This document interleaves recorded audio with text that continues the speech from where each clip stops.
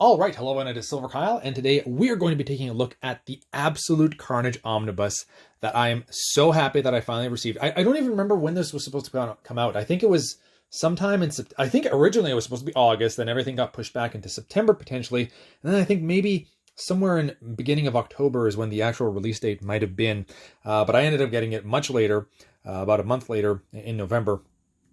But I'm still so happy that we finally have this. This is something that I've been looking forward to for quite some time. I have read the entire series because I did collect it in single issues. Here we have the actual Absolute Carnage 1 to 5, and they went with this cover for it, which I think is a pretty good one. Absolute Carnage number 1 also looks pretty sweet to me, but I think there's a little bit more going on, so I kind of like where they went with this. But yeah, I had everything here that's included for all the tie-ins. Obviously, some of the tie-ins were a little bit weaker than others. I would probably say maybe half of them were actually worth reading. But the actual Absolute Carnage, like the main event, if you're a Spider-Man and Venom and Carnage fan, you have to check this out. It is a rather smaller omnibus. I think it is something like 700 pages. Like, it is much thinner than most of them. I don't even know if it hit actually 700 pages. I know it's not more than 800. It's either in the late 600s or potentially in the 700s somewhere. But we'll go over what is included here. So it has a cover price of $100 in the US, $125 in Canada. I think I picked this up for about $70 in Canada. So almost half price, which I'm very happy with.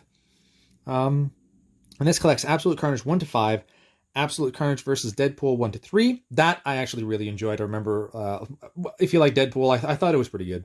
Absolute Carnage Lethal Protectors 1 to 3. I think that was pretty good as well. Absolute Carnage Miles Morales. Issue number 1 I think was good. I didn't like so much the other ones. Absolute Carnage Scream 1 to 3. I thought that was okay. Absolute Carnage Avengers. Captain Marvel. Immortal Hulk. Captain Marvel was Immortal Hulk Separation Anxiety. That was kind of good. Symbiote of Vengeance. I think that's the one with Ghost Rider. I liked that one. Symbiote Spider-Man. I didn't like that. No, that one was pretty interesting. That had to do with, at one point in when Venom was first introduced, there was a guy that ended up with the suit for like a few pages or something, and they went back and showed what he was like, and that was pretty damn interesting. I liked that a lot. Weapon Plus was meh. Amazing Spider-Man 29 to 31 wasn't really that good. I was surprised with that. It was okay. Venom 16 to 20. I also think I didn't really care so much for that. And Amazing Spider-Man 24, Avengers 22, Black Cat 2, Captain Marvel 8, Deadpool 14, Fantastic Four 11, and Immortal Hulk 20, Invaders 7, and Symbiote Spider-Man number 3, and Venom number 15. What is that? Is that material from? Oh, and stinger pages from this extra stuff. So let's take a look at... I have stretched out everything, so I guess we could take a look at the insides here. Venom vs. Carnage, The Ultimate Showdown, the creators, also featuring... I love the cover. I love that it's all red. I actually have not looked at what the cover art, or the actual book art is, if it's different. It is! I kind of like that. That's okay. Love the red. I mean, that just makes things pop, right? The red and black just... yeah, this works really well. Now, since it is also a small omnibus, and from Marvel... I was kind of expecting a little bit more. Here we have the table of contents for what's included. I always like that kind of stuff. Starting off with the Free Comic Book Day issue. Before we actually... And Absolute Carnage, this comic right here was the comic that brought me back to buying single issues. Ever since then, so ever since summer of last year, and House of X and Powers of 10 is what kind of got me back into the groove of getting single issues again. Here we have Absolute Carnage number 1. And I'm not going to spoil anything. I'm just going to mention kind of what is happening. Carnage is back. And he's trying to become a god, and that's why he's got the little symbol there. And it's really interesting. And there's basically anybody that has had a symbiote suit on at some point, they want to extract data from them because they're able to get information from the previous symbiote that had it. It's really actually quite interesting. And it has to do with the codex. And I really dug that. That was really neat to me. I also loved, they're kind of explaining a little bit there of what's going on. I loved seeing Eddie Brock. Here is just to kind of give you perspective, probably. There you go. The colors are almost identical. I really like that. Well done. Obviously, when you're looking at the comic, it's perfect. You know, you can completely open it up. But this isn't bad. A little bit of gutter loss. I think I might have to stretch this guy out a bit more. I stretched it twice, and for a smaller omnibus, I kind of thought I wouldn't have to. Spider-Man is in this, but Venom is really the main event here, other than maybe Carnage. I don't know if that's the Miles Morales issues, potentially. It's such a good run. Like, some of these are kind of boring. There's one of them where they kind of show these 3 or 4 other symbiotes, and they kind of go to this... that's kind of cool. I'm surprised. We're getting a bit of gutter loss here. I didn't think that would happen. It is... Does it stay open? Kind of.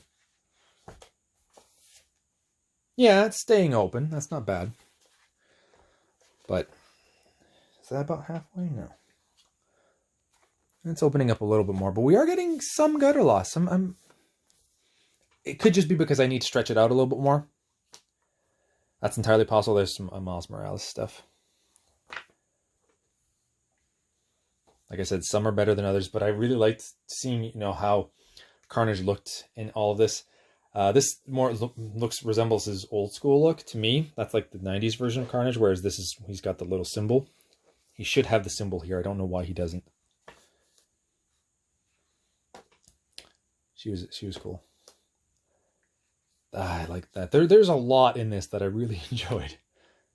Oh, that's the Ghost Rider one? I think that's the Ghost Rider one. That was a good issue. I feel like I liked that one.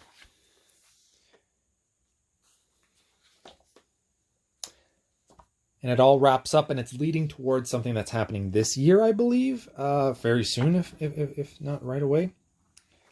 And they kind of give you a bunch of extras that came in the Absolute Carnage #1. Ended up having like a bunch of this kind of stuff, like information about Ravencroft on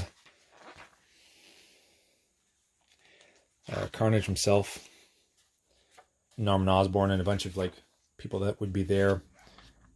It's interesting. I liked that kind of stuff. And then we had a little bit from Maximum Carnage, and then we get into the extras where we're getting all this extra art